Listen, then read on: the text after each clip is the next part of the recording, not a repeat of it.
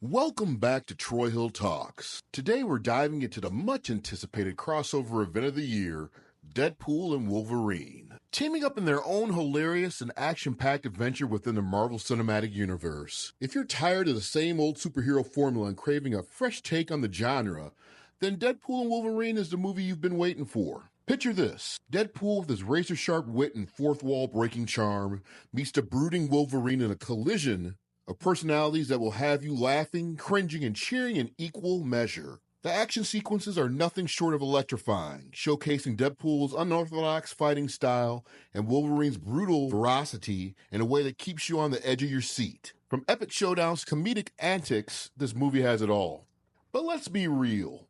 As much as we love this dynamic duo, they're not quite reaching the same heights as the epic sagas of Infinity War and Endgame. The delightful charm of Thor Ragnarok, the groundbreaking representation of Black Panther, or the quirky brilliance of the first Guardians of the Galaxy. However, what sets this film apart is its sheer entertainment value. It's a wild ride from start to finish with enough humor, action, and heart to make it a standout entry in the Marvel Cinematic Universe. While it may not take the crown as the best Marvel movie ever made, it's certainly a strong contender for a place in your top favorites. It's like a buddy comedy on steroids, injecting a much-needed dose of irreverence and self-awareness in the superhero landscape.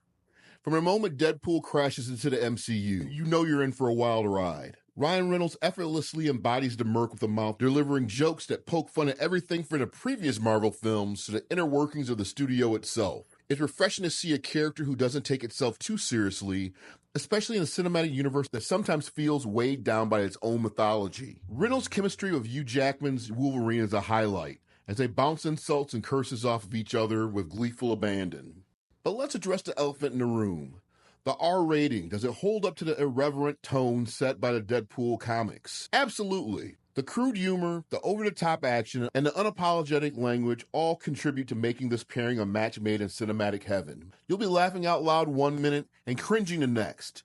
But isn't that the essence of a Deadpool movie?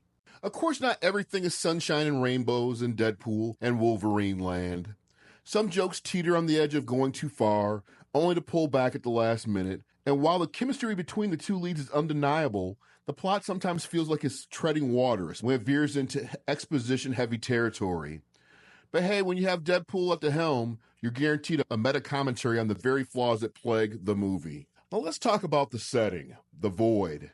It may not be the most exciting backdrop for our hero's antics, but it does pave the way for some surprising cameos and variants that will delight fans of the comics. The inclusion of familiar faces from the Fox X-Men movies adds a layer of nostalgia to the mix, reminding us of the legacy that these characters carry with them.